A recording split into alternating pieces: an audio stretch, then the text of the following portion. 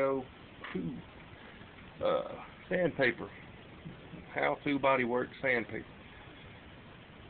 Here we go. There's all kind of sandpapers you use. Some for body work, some for polishing. I'll show you what I use and what has worked for me. Hopefully it will work for you.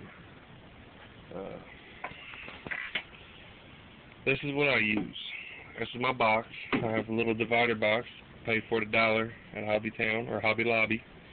I think it was like $1 or something. Worked out perfect because you got to cut your sandpaper up into little squares anyway to sand with.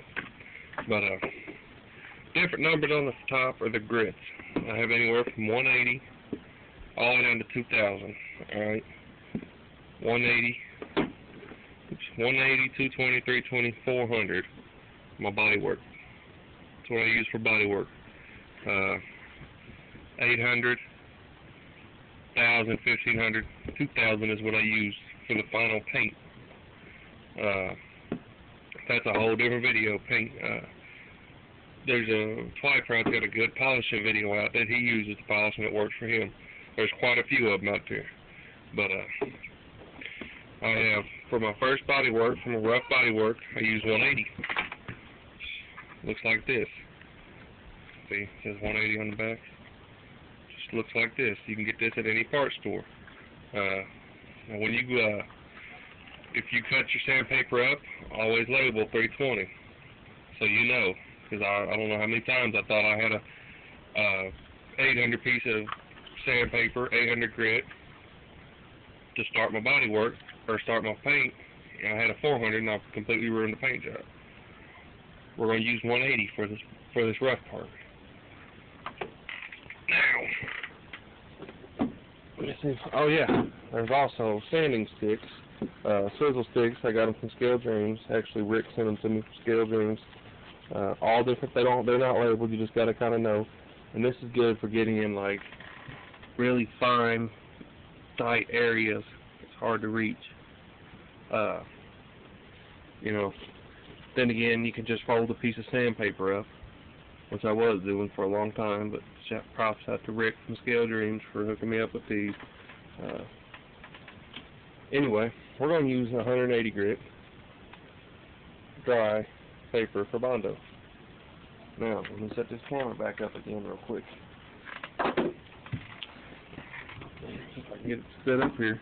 I had to plug it up. The charger on. Alright, once again, we're back down on our work area. Now here's the door I did earlier so I can have some dry Bondo. So, let's see if I can get a good angle here. You just take it and you just sand it. A little bit of pressure. It's kind of a trick video on both of them, sandpaper and Bondo. You see? The trick with Bondo is you sand down to what you want. There was a door handle here. Don't fall over. Just sand down all the excess.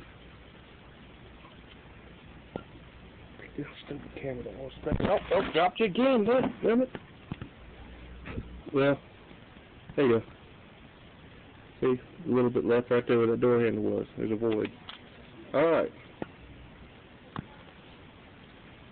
That's what you use it. 180 is where you first, to get the most of it knocked down.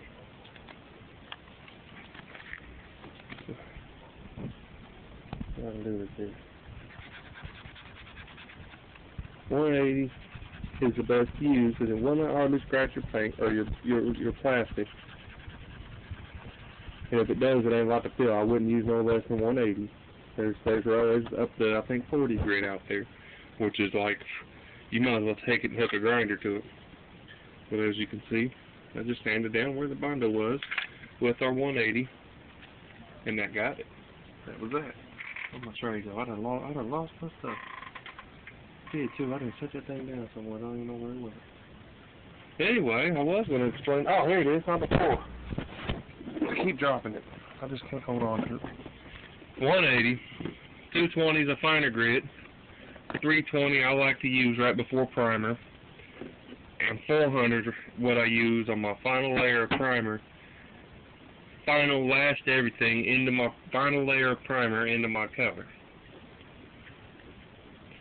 Then when you get into color, I like to use 800.